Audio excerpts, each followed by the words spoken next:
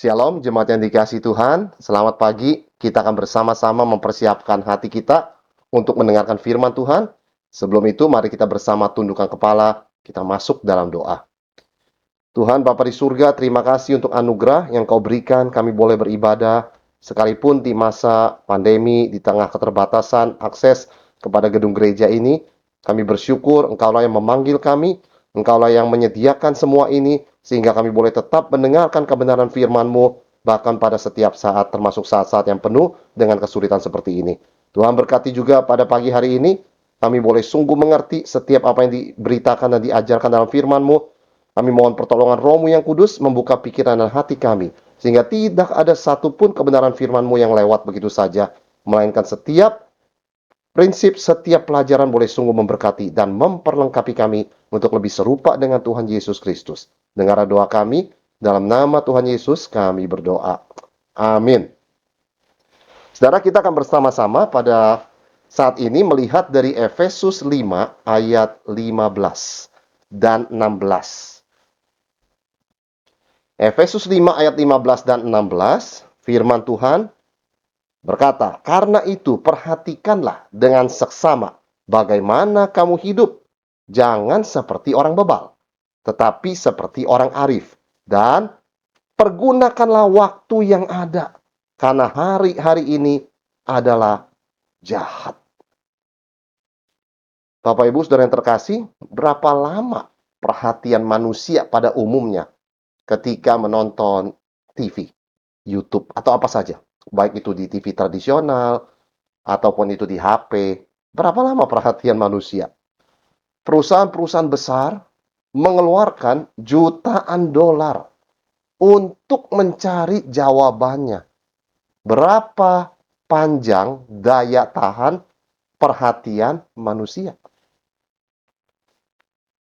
Dan mereka menemukan, saudara tahu jawabannya berapa? 6,5 detik. Manusia hanya bisa fokus menonton satu bagian 6,5 detik. Setelah itu harus ganti gambar lain.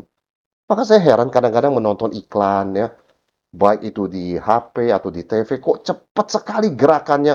Nggak pernah diam begitu ya untuk waktu yang lama. Selalu ganti-ganti dalam waktu yang singkat. Lagi acara sepak bola, lagi acara yang penting, ada iklan muncul, cepat sekali iklannya. Pikir-pikir bagaimana orang bisa mengerti pesan dari iklan itu. Ternyata ini berhubungan dengan daya tahan perhatian manusia. Yang makin lama, makin singkat. 6,5 detik. Saya bayangkan, kita bayangkan, bagaimana seorang Kristen bisa tahan mendengar firman Tuhan dengan perhatian selama 30 menit.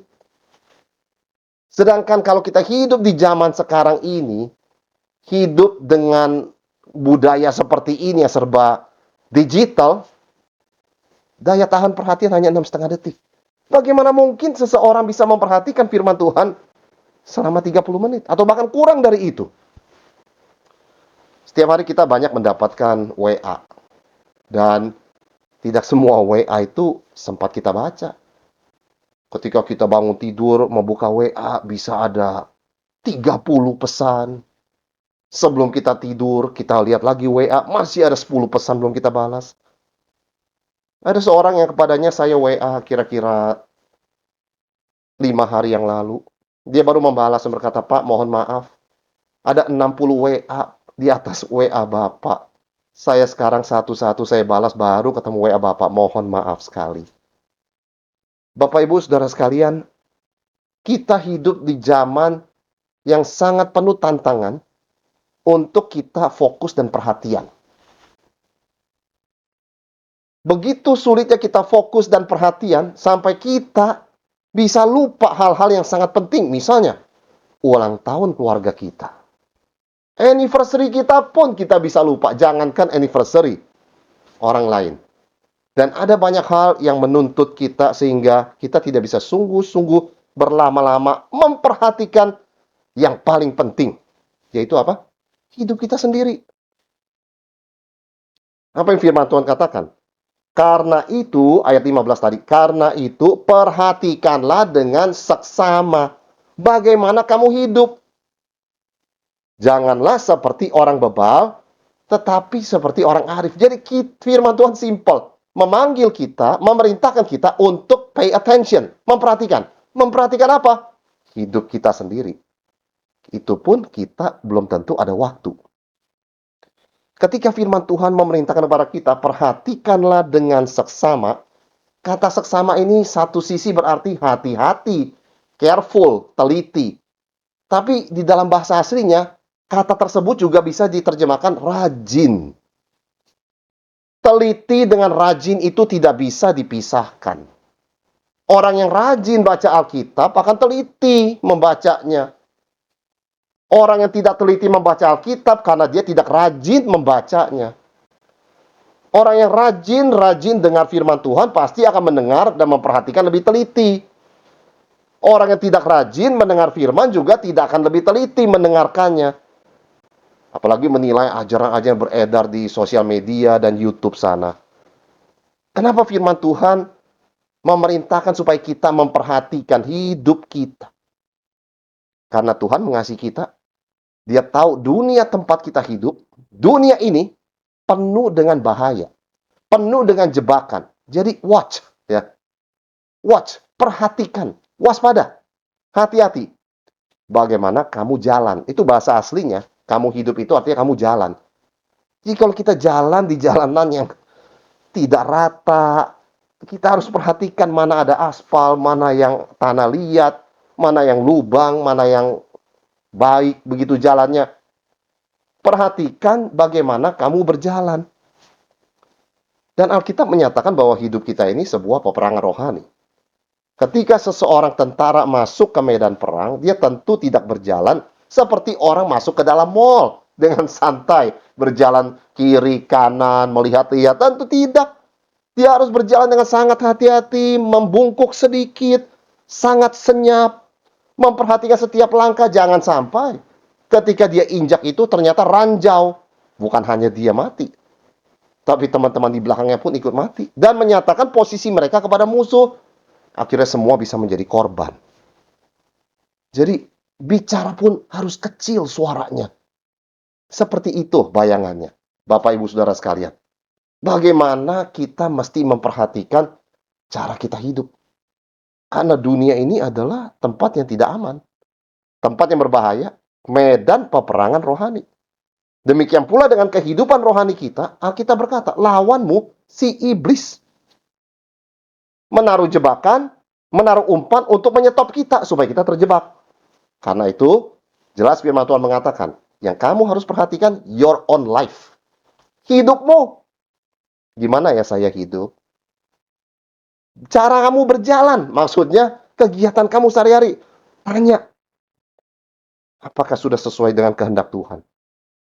Kita tidak bisa hidup sama seperti orang yang tidak percaya, yang Alkitab sebut orang bebal. Orang bebal nggak pernah tanya, how I live. Nggak pernah. Mereka hanya sibuk memperhatikan cara orang lain hidup. Mereka nggak pernah tanya, bagaimana cara hidup saya ya? Nggak pernah. Hanya orang percaya yang sudah punya Roh Kudus, sudah ditebus oleh Yesus bisa tanya pertanyaan itu dan mulai memperhatikan hidup mereka sendiri.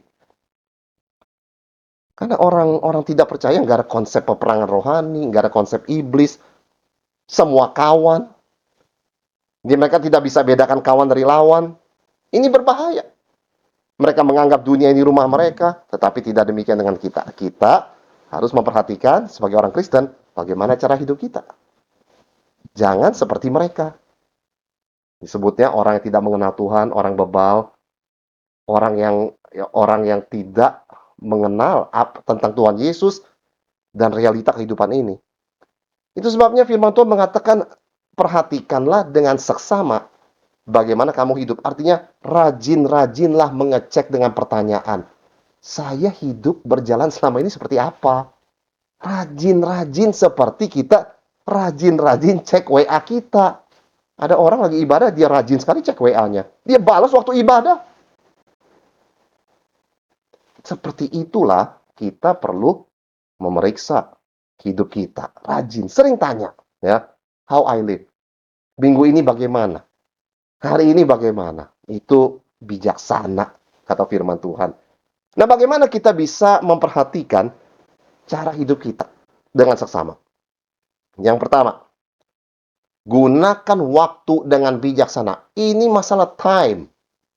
Gunakan waktu dengan bijaksana. Firman Tuhan yang kita baca tadi mengatakan, karena itu perhatikanlah dengan seksama bagaimana kamu hidup. Janganlah seperti orang bebal, tetapi seperti orang arif. Orang arif itu apa sih? Dan pergunakanlah waktu yang ada, karena hari-hari ini adalah jahat. Orang arif itu orang yang bijaksana. Musa berdoa, Tuhan, berilah kepadaku untuk menghitung hari-hariku, supaya aku beroleh hati yang bijaksana. Orang bijaksana ditandai dengan konsep yang benar tentang waktu. Gunakan waktu dengan bijaksana. Ada seorang menghitung, sebetulnya hidup kita itu misalnya 60-70 tahun itu dihabiskannya untuk apa ya? Dia hitung. 13 tahun bekerja. 4 tahun nyetir. Jadi nyetir sehari berapa? 2 jam dikalikan 365 hari. Dikalikan 68 tahun. Berapa? 4 tahun di jalan. Untuk wanita 136 hari dandan. Untuk pria 46 hari dandan. 11 tahun duduk nonton TV. 3 tahun browsing sosial media. 4,5 tahun makan. 26 tahun tidur. 7 tahun berusaha tidur tapi nggak bisa. 7 tahun. Total 68 tahun. Bapak, Ibu, Saudara yang terkasih, ini belum yang lain-lain. Liburan, santai bengong-bengong, ke gereja, baca Alkitab, doa, pelayanan, hobi pribadi. Itu sebab firman Tuhan berkata, pergunakan waktu yang ada karena kamu tidak banyak waktu tersisa. Apa yang masih tersisa, kita memang harus tidur. Kita memang harus bekerja. Kita harus menyetir. Kita perlu nonton TV. Kita perlu makan. Kita perlu tidur dan sebagainya. Tetapi yang masih ada, pergunakan dengan bijaksana. Making the most of your time. Maximizing. Maksimalkan. Kita nggak bisa kurangin makan. Mungkin nanti kalau sudah lanjut usia, kita juga nggak bisa kurangin istirahat. Itu berbahaya. Tapi ada banyak hal yang kita bisa kurangi. Dan apa yang tersisa, maksimalkan untuk Tuhan dan pertumbuhan rohani kita. Itulah from time to time kita masih ngecek bagaimana cara saya gunakan waktu. Bagaimana cara saya hidup. Minggu ini habiskan waktu buat apa? Ini yang dimaksud dengan menggunakan waktu yang ada. Terjemahan harafiah, tebuslah waktu. Maksimalkan yang masih ada. Tebus itu berarti bebaskan dari tujuan yang jahat. Karena hari-hari ini jahat. Maksudnya, kalau kita bengong-bengong, cenderungnya negatif kan? Hari-hari ini jahat. Dunia ini cenderung kepada kejahatan karena Adam dan Hawa sudah jatuh dalam dosa. Sehingga, untuk kita bisa bebas melawan kecenderungan ini, kita harus secara aktif menggunakan waktu memaksimalkannya untuk kerajaan Tuhan dan pertumbuhan rohani kita. Bayangkan, anak-anak di sekolah. Ketika mereka jam sekolah, lalu guru mengatakan misalnya, tidak ada tugas. Kalian nggak usah baca apa-apa, kalian nggak usah kerjakan tugas apa-apa, nganggur-nganggur saja. Apakah akan negatif atau positif? Pasti negatif. Hari-hari ini jahat. When you do nothing, it is evil. Ketika kita nggak berbuat apa-apa, pasti jadinya tidak baik. Pemuda-pemuda di satu negara yang begitu banyak menganggur, tidak ada pekerjaan. Efeknya baik atau tidak? Pasti tidak. Hari-hari itu jahat. Kita harus do something untuk menebus, memaksimalkan. Karena itu kita dipanggil untuk menebus, menggunakan waktu untuk kemuliaan Tuhan. Apa yang masih bisa kita gunakan? Kalau tidak, hidup ini terasa seperti mesin yang berputar dan kita ditelan dalam perputaran itu. Kosong. Hampa. Tidak ada arti. Ada seorang yang berkata begini, saya sudah selesai berkarir dan berbisnis. Saya cukup uang sampai hari tua bersama istri saya dan bisa bantu anak saya. Tapi apakah hidup hanya seperti ini? Sebab itu dia mulai ketika dia selesai dengan karir dan usahanya, dia mulai, saya mau belajar Alkitab lebih dalam, saya ingin ikut kelas Alkitab, saya ingin ikut kelas teologi untuk jemaat awam, dan sebagainya. Tidak bisa begini-begini saja. Sedangkan temannya yang tidak mengerti hal ini berkata, kamu sudah selesai karir, sudah selesai bekerja, harusnya enjoy dong, doing nothing. Ikuti keinginan hatimu. Nah, itu orang bebal. Dia tidak mengerti. Maka dia tidak mendengarkan nasihat temannya itu, dia kembali kepada firman Tuhan. Apa yang harus saya lakukan ya Tuhan? Dia berkata, memang saya tidak bisa menghindari pekerjaan dan usaha saya. Pada waktu dia bekerja, begitu ya. Tapi dengan waktu yang masih ada, saya mau memaksimalkannya untuk nama Tuhan. Itu yang harus kita lakukan. Mungkin banyak dari kita yang belum sampai kepada masa pensiunan. Begitu kan? Tetapi dengan waktu yang ada di tengah kesibukan kita dan tuntutan kehidupan ini, mari kita memaksimalkannya untuk Tuhan. Ada kesempatan melayani, kita lakukan. Ada kesempatan belajar firman, kita lakukan. Ada kesempatan berdoa, mendoakan syafaat, mari kita lakukan. Ada kesempatan bersaksi tentang nama Tuhan Yesus, kita lakukan. Ada kesempatan mengasihi, kita lakukan. Ada kesempatan menabur perbuatan baik, mari kita lakukan. Lakukan. Hidup kita hanya satu kali. Pikirkan, doakan, rencanakan. Waktu melayani Tuhan itu tidak banyak. Bapak, Ibu, Saudara sekalian, Yesus berkata bekerja selama siang, akan datang malam di mana tidak seorang pun bekerja. Dan ini yang kita perlu ingat. Setiap kita dipercayakan 24 jam setiap hari. Sama. Tuhan mempercayakan waktu. Waktu adalah kepercayaan dari Tuhan. Itu sebabnya saudara dan saya masih hidup di dalam dunia ini. Kepercayaan yang luar biasa. 24 jam. Sama kepada setiap orang. Orang percaya. Tuhan mempercayakan sama. Dan tapi waktu juga adalah sebuah ujian. Sebuah ujian. Apakah kita ini bisa dipercaya dengan waktu yang Tuhan berikan kepada kita, dan apakah kita menggunakan, memaksimalkannya untuk kemuliaan Tuhan. Dan khususnya apakah di dalam waktu yang Tuhan berikan ini, kita semakin mengenal Tuhan dan semakin bertumbuh, semakin serupa dengan Tuhan Yesus. Ingat, proses Christ likeness itu terjadi in time. Dalam waktu. Kita harus menyisihkan waktu untuk merenungkan apa yang diberitakan dari mimbar, diajarkan di kelompok kecil. Kita renungkan, kita harus menyisihkan waktu. Itu memaksimalkan waktu. Inilah orang yang bijaksana. Bapak, Ibu, Saudara sekalian, berbeda dengan orang yang tidak bijaksana. Atau Alkitab katakan bebal. Dia merasa waktu punya dia. Sedangkan kita sebagai orang Kristen percaya waktu adalah pemberian Tuhan, bukan punya kita. Karena Tuhan bisa akhiri sewaktu-waktu. Sebab itu kita bersyukur Tuhan percayakan waktu.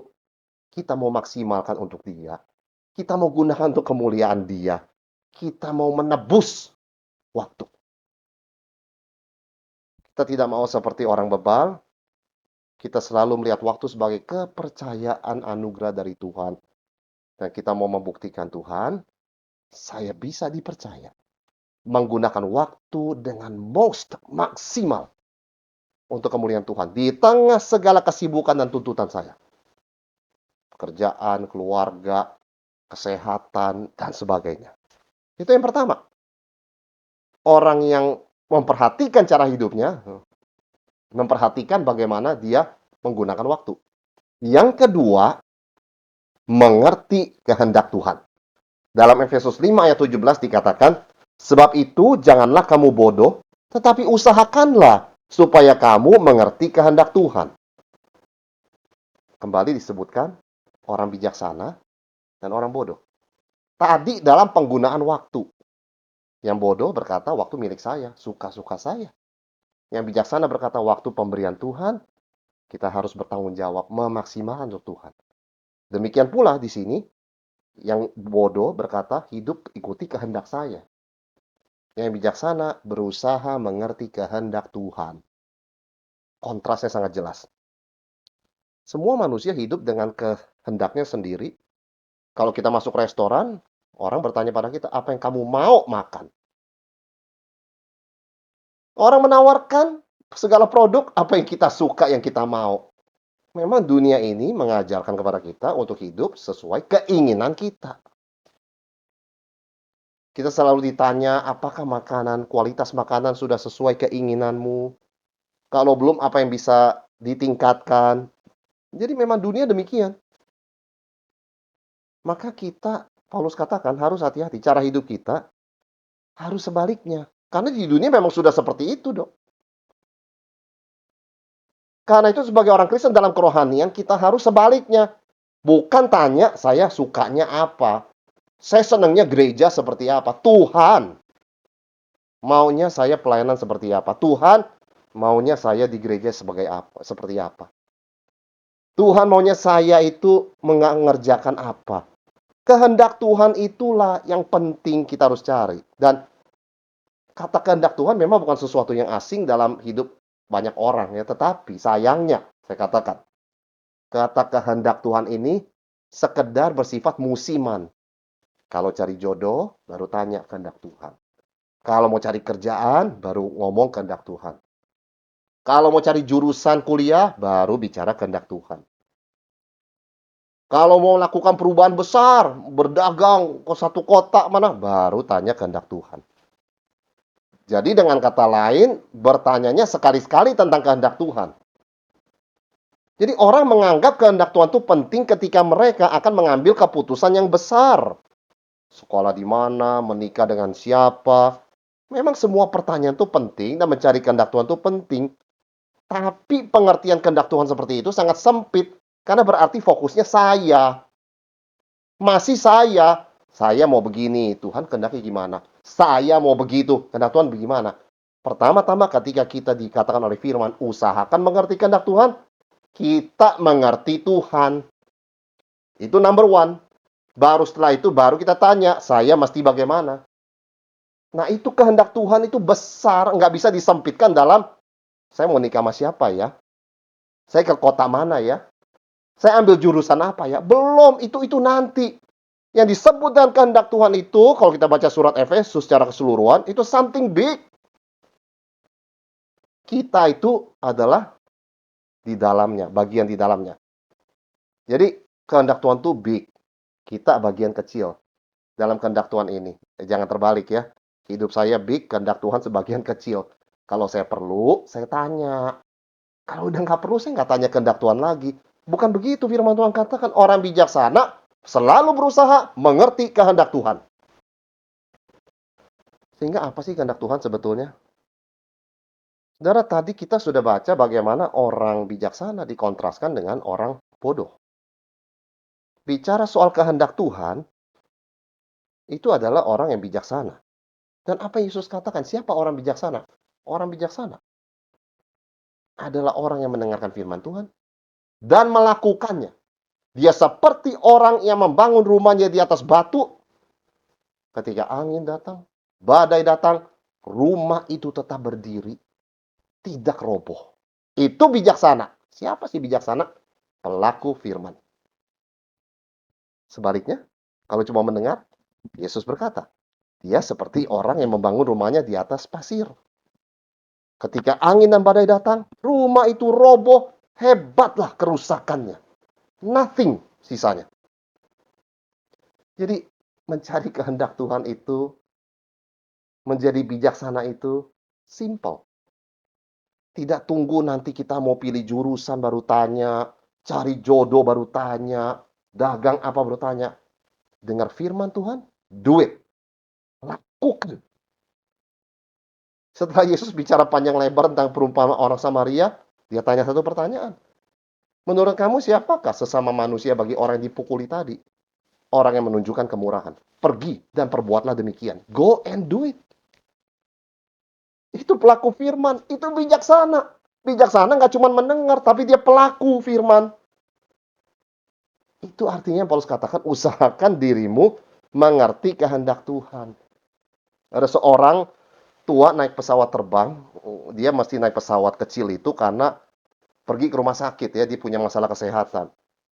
Tanpa diduga pilot yang menyetir kena serangan jantung. Sehingga pesawat terbang tidak karu-karuan.